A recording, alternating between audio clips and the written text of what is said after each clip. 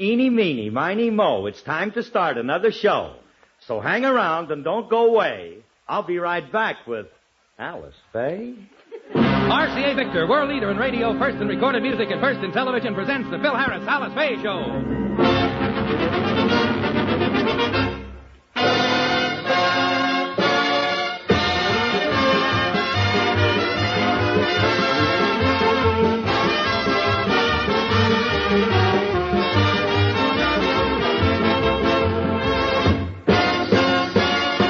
Enjoyment, here's the Phil Harris Alice Faye Show, transcribed, written by Ed James and Al Schwartz, with Elliot Lewis, Walter Tetley, John Hubbard, Janine Roos, Ann Whitfield, Walter Sharp in his music, and yours truly, Bill Foreman.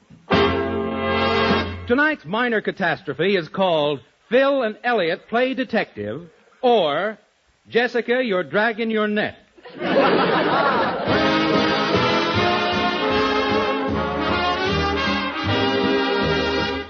And now the stars of the RCA Victor program, Alice Faye and Phil Harris.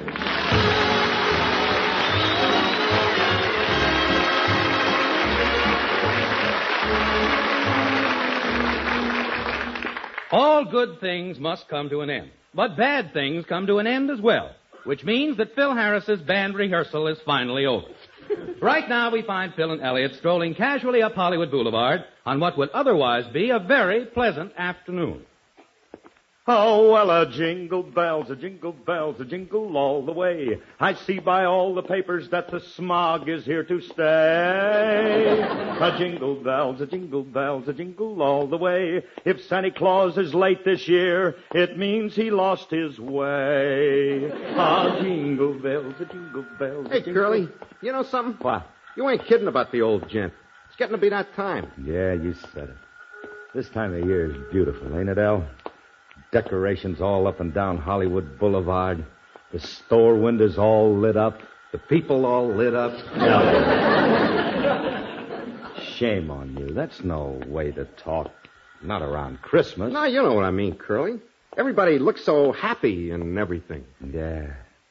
Just think of it, Elliot. Another couple of weeks and we'll all be opening up our Christmas packages. And then another couple of weeks and we'll all be opening the bills. What's the matter with you today, Elliot? Gee whiz, what happened to your Christmas spirit? Well, it's a little early in the day. No,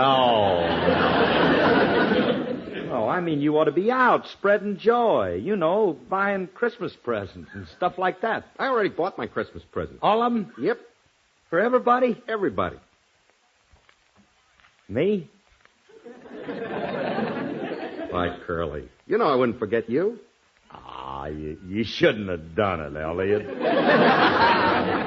I know, but what could I do? Say, Elliot, you didn't buy me anything like last year, did you? You'll find out. Look, I don't want any more shrunken cannibal heads. Now, you don't have to worry, Curly. I got you something real practical this year. And Alice, too. Oh, you did, huh? Yeah. Hey, what'd you get Alice? Oh, she's going to love it. I got her a beautiful set of left-handed golf clubs. Oh, gee, Alice ain't left-handed. No, but I am. Elliot, well, she can't play all the time, and I figured maybe I could learn. No, Elliot, that's no way to buy Christmas presents. You gotta put your heart into it. Like me. You know what I bought Phyllis? The finest set of electric trains you can get. That's what you got her last year. I know, but I broke them. And you know what I got little Alice? A life-size teddy bear. You wind it up, and it walks and talks. Wait a minute, Curly. Huh? Little Alice is 14. Ain't she a little old for a teddy bear?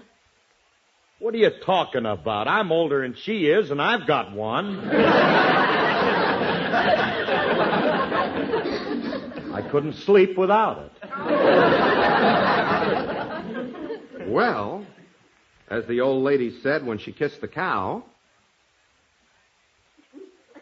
Okay, what'd she say? I don't know. Nobody ever told me. Hey, Curly, what'd you get for Big Alice? Oh, Big Alice, I haven't made up my mind yet. Of course, there's a lot of things I could get her, like a diamond necklace or a yacht. You know, stuff like that. Oh, sure. I know all about stuff like that. But then I said to myself, Phil, maybe she'd rather have something you can pay for. That seems logical. What'd you finally pick out? Well, you suppose she'd like some lifesavers? I don't know why, but I think she'd rather have a yacht. See what a problem I've got? Well, don't you worry. We'll figure out something. How about some bubble bath? She don't use it. Perfume? She don't use it. Soap? She don't... Almost got me, didn't you? That was close. Hey, Curly, look at that. What? That pet shop. There's a whole window full of puppies. Yeah. Hey, that's it. That's what I'll get her. A puppy? Well, no, some kind of a pet. You know, something she'd love it. Something that's real cute. Something that she can hold in her lap and fondle. Meow. Cut it out. You know, we've already got Little Nipper. That's the RCA dog, so we don't want no dog, but there ought to be something. How about a skunk? Skunky, you nuts? What's No, I ain't nuts. A friend of mine owned a skunk, and they're cute. No trouble at all.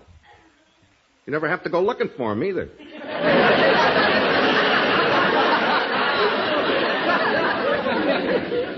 You always know where they are.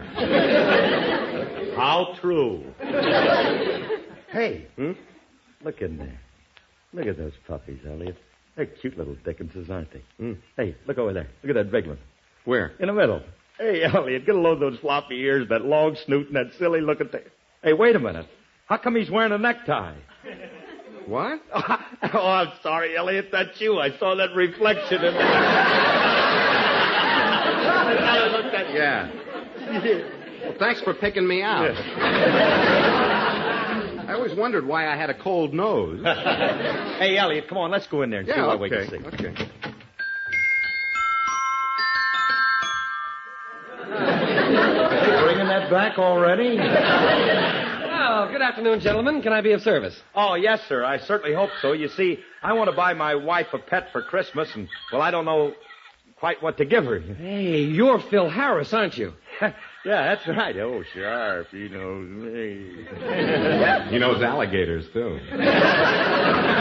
This is quite a coincidence. Jack Benny was in this morning, and he bought a pet for Mary Livingston. Well, how about that? Old Jackson finally gave up some of his loot, huh? What'd he buy? Well, he almost bought a Dalmatian until he found out they cost $75. After you threw the ice water on him, what did he buy? A white rabbit and a can of black paint.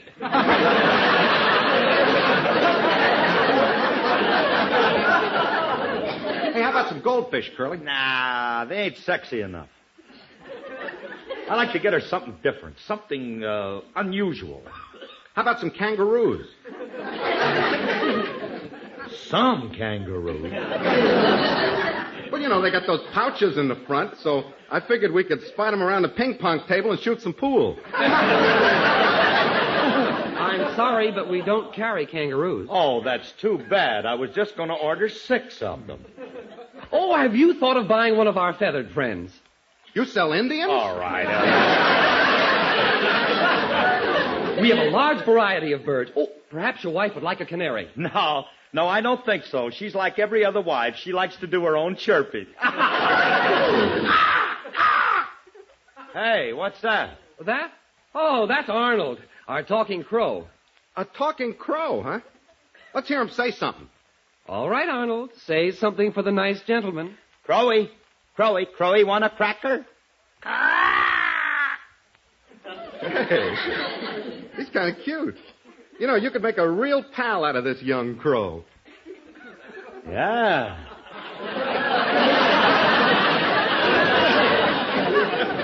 His old man and I have been friends for years.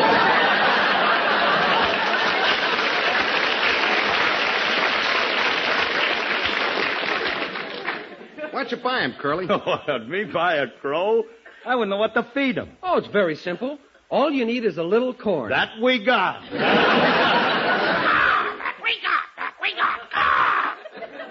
Hey, listen to that kid. He's pretty sharp, ain't he? Hey, do you think Alice would like him? Like him? She'll love him.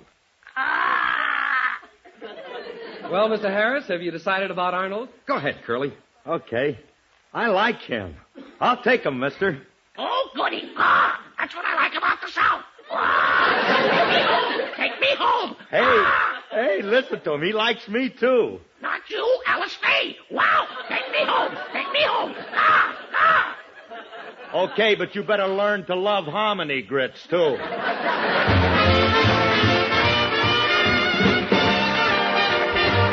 I want some hominy grits and some red sugar-cured ham. I want a great big bowl of cream gravy, and I'd be such a happy man if I can smell magnolia blossoms and azaleas in bloom. Then lead me up to that table and give me lots of elbow room. I want some mammy fried hoe cake and some good old black-eyed peas. Then give me a hay rack full of hot biscuit and make my coffee black if you please. 'Cause if you feed me a la Dixie in that style so grand, you gonna have yourself a happy man. Sorghum molasses, you gonna have yourself a happy man.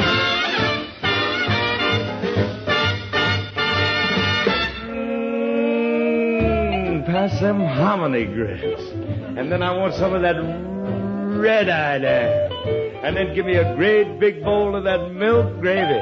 And you'd have such a happy man. 'Cause when I smell magnolia blossoms and azaleas in bloom, just lead me up to the table and give me lots of elbow room. I want some mammy fried hoe cake and some good old black-eyed peas. Then give me a hay rack full of them biscuits and make my coffee black if you please.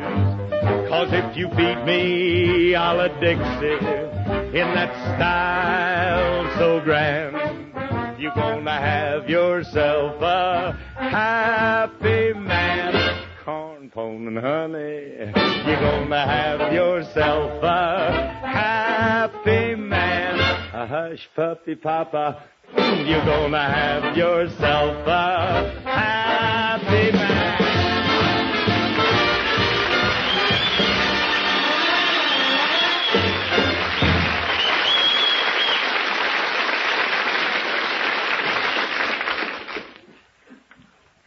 Okay, Elliot, close the door. Why do we have to whisper? Well, Alice might be back from the market, and I don't want her to see Arnold until Christmas. Oh. Where you going to hide him, Curly? How about the garage? Alice will see him. Hey, wait a minute. I got it. Put him in the canary cage. Hold me. All right. I see what you mean. All Anybody right. home? I brought the groceries. Oh, death in the afternoon. Curly, it's Julius. Get Arnold out of sight. How? Stick him under your coat. Okay, Arnold. Now get in. And remember, no tickling. Get in. Hiya, Julius. Well, if it ain't the swallows back from Capistrano. What do you mean, swallows? Well, don't look now, but you're molten. What? Oh, you mean the feathers on the floor. We can explain that. Can't we, Curly? Oh, sure. Go ahead, explain. Well, you see, Julius, there's this old Indian legend that says when feathers fall 'em from sky, They land them on floor. I got news for you. Some of them land them on your chestum. And they're waving.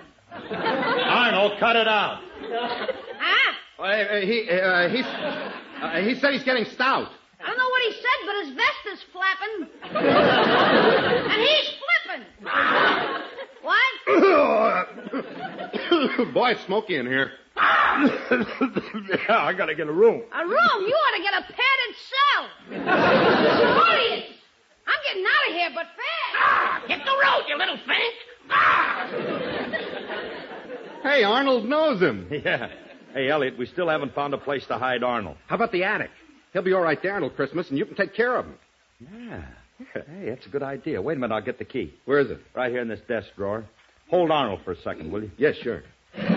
That boy, nice Arnold. Yeah, here's the key right here. Hey, wait a minute. What's the matter? Look what I found. What? Alice's checkbook. So that's where it lives, the little devil. Hey, Curly, how about Arnold? Arnold, are you kidding? He couldn't write a check for $8, Arnold.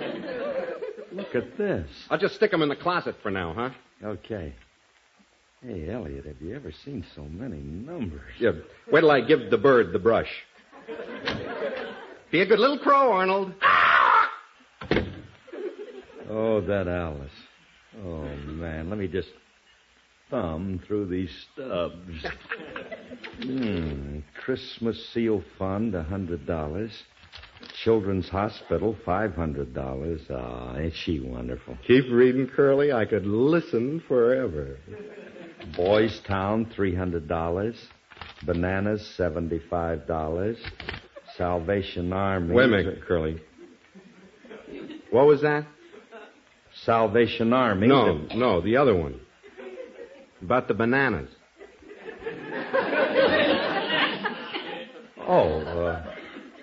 Bananas, $75. What about it? That's a lot of dough for bananas, ain't it? We eat a lot of bananas. That's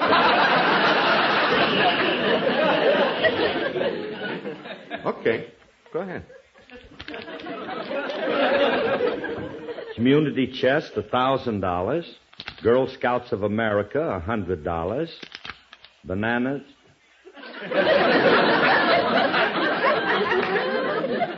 $200. What's the matter, Curly?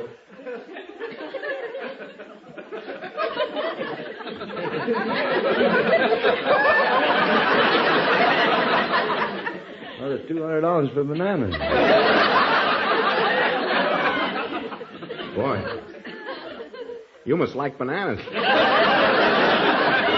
Nobody likes that many bananas. 3 days, $275 for... What can you do with that many bananas? What can you do with that many skins? Wait a minute. Here it is again, $225. That makes $500 for bananas. Who do you suppose bananas is? Well,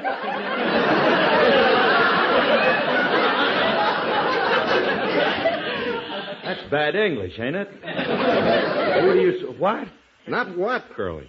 Who? Now, wait a minute. Hold it, Clyde. Curly, you know I'm the last guy in the world to suspect anybody. Oh, sure, But $500 for bananas. It's got to mean something else. Like what? Well, she wouldn't put down $500 for Sam, would she? Who's Sam? Bananas.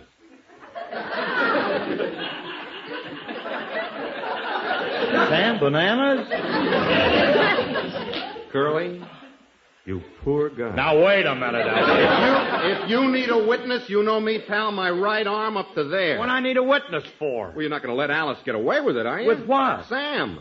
How do you know his name is Sam? Curly, it's obvious. Would it be Gomer Bananas?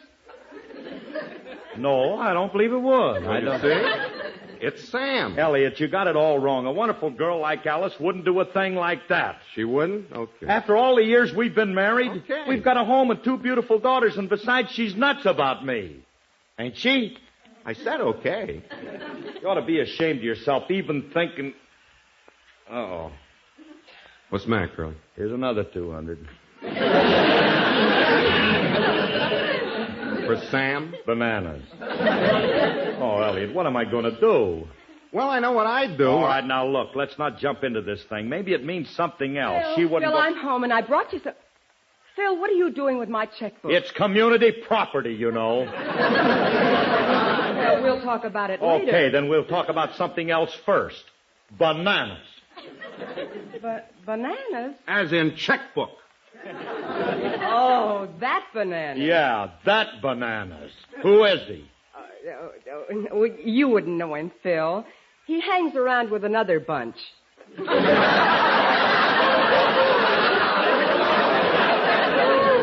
Ooh, that was a good one, dear.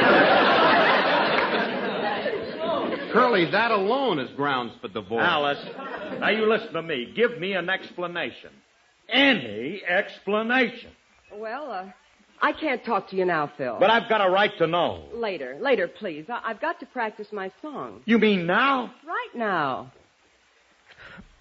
Whee!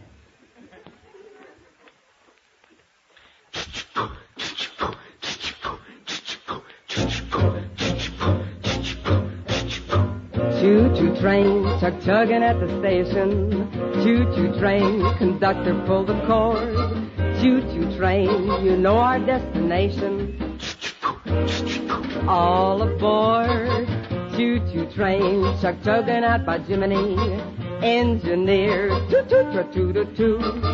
Smoky smoke, puffing up the chimney. We're en route.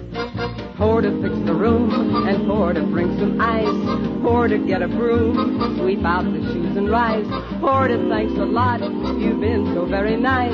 Pour to tell you what, here's the quarter, shoo-shoo porter. Choo-choo train, please pardon us for hiding. I'll explain, in case you didn't guess. Choo-choo train, it's heaven to be riding. The honeymoon express. Porter, fix the room. And pour to bring some ice. Porter, get a broom. Sweep out the shoes and rise. Porter, thanks a lot. Oh, you've been so very nice. I tell you what, here's the quarter. Shoo-shoo porter. Choo-choo train, please pardon us for hiding. I'll explain in case you didn't guess. Choo-choo train, it's heaven to be riding. The honeymoon express.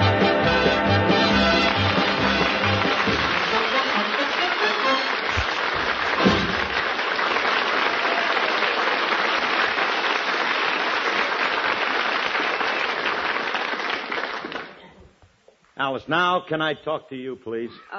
Later, Phil. I've got to go down to the market. You just came from the market. I did? Well, this is another market. Give me one of those checks. What for? We're out of bananas. Hey, Curly.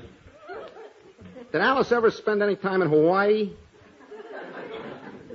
I don't know. Why? She sure wiggled out of that one. Oh, that was another good one, Dean. What do you mean? She just had to go to the market. That's all. When she gets back, she'll explain the whole thing. If she gets back. What do you mean, if? Curly, how long do you suppose Mr. Bananas is going to wait? Oh, yeah. Sam, huh? Hmm? What did I ever do to him? Why does he want to break up my home? Now, Curly. Well, I don't care. Maybe it ain't too late. We got to find Sam and talk him out of it. Oh, how are we going to do that? Well, we tell him how tight Alice is with her dough, how she spends half her time in a beauty parlor, how she burns the water when she's making tea. Curly.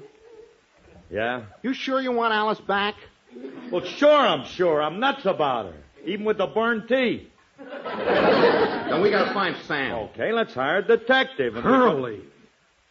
What's the matter? You would hire a detective to follow a nice girl like Alice? Your wife? The mother of your children? For shame. Well, we got to do something. Well, sure, but why hire a detective? We follow her ourselves. Now, wait a minute, Elliot. I don't know. Now, Curly, it's a cinch. I'm an expert at this stuff. After all, half of my friends were Martin Kane.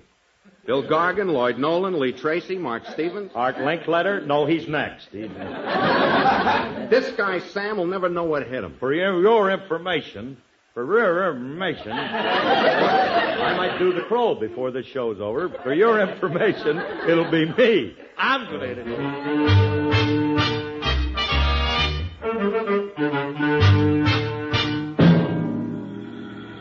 Hey, Curly, there she is on the other side of the street. Pull up to the curb and we'll tail her.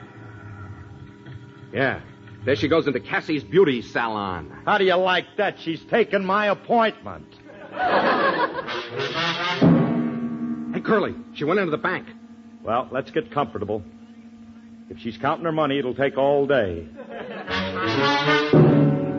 Curly, this may be it. Did you see where she went? Where? Sam's Fifth Avenue. That's Saks. Oh. Well, we'll wait. Curly, she went back to the bank. It figures. Curly, she went to the butcher shop. What happened to the bank? Curly, there he is. Who? Sam, see him? He and Alice are getting into that foreign car. You mean that's Sam? He looks more like Gomer. Yeah, but look at that car. That car, a yellow Jaguar. Hey, look at that car. Oh, man, that's really something, ain't it? They're closing the doors, Curly. Look at the lines on that car. Oh, that's the prettiest job I've ever seen. Sam's starting the motor. Yeah, listen to it purr. Like a baby boy. What I'd give for a car like that. Hey, Curly, he's driving away. Yeah, man, that's a pretty car. But how about Alice? Oh, she's pretty too, but she ain't got the lines of that. Alice! Don't worry. We'll jump in our car and catch him.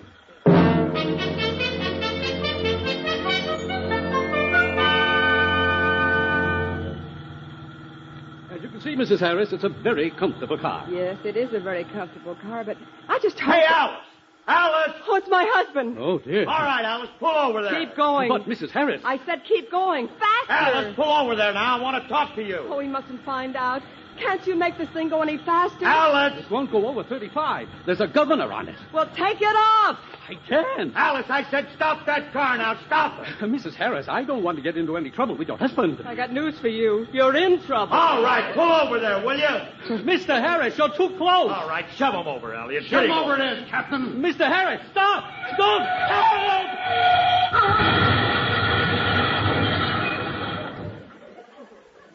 Oh, this poor car. Oh, I'm awfully sorry, Mr. Butterfield. Mr. Butterfield, where are you? I'm up here.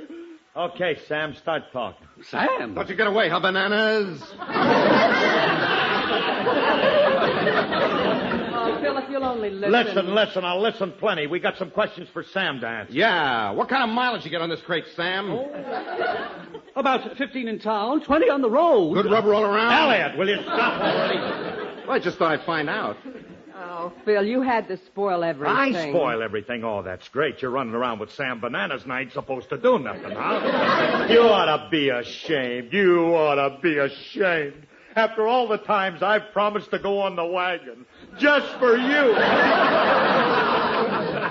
Hey, Curly, we sure made a mess out of Sam's car, didn't we? Yeah, it serves him right. I ought to mess him up more than his car. It isn't his car, Phil. It's yours. Okay, then I ought to mess... What? It's a banana-colored Jaguar, and I bought it for you for Christmas. Oh, my God.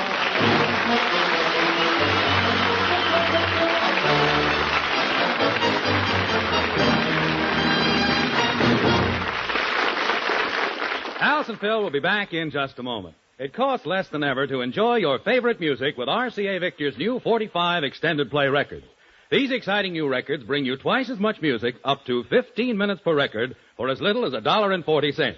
Visit your RCA Victor dealer tomorrow. Ask him to show you the Victrola 45 automatic phonographs with a famous golden throat tone system and the new Victrola 45 attachments at budget price at $16.75. Listen to them all with the economical new 45 extended play records by RCA Victor, cornerstone of home entertainment for 3 generations.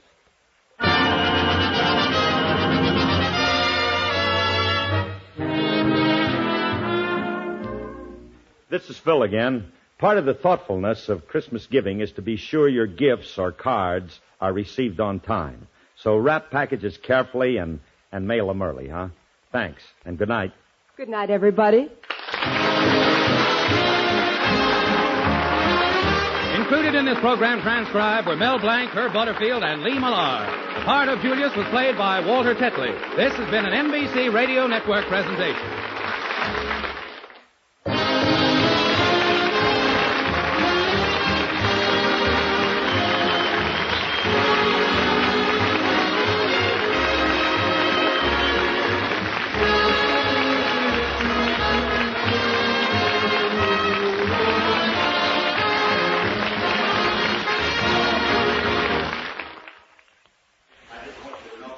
you make my own money, I'll buy you a soda, son. Thanks, fellas.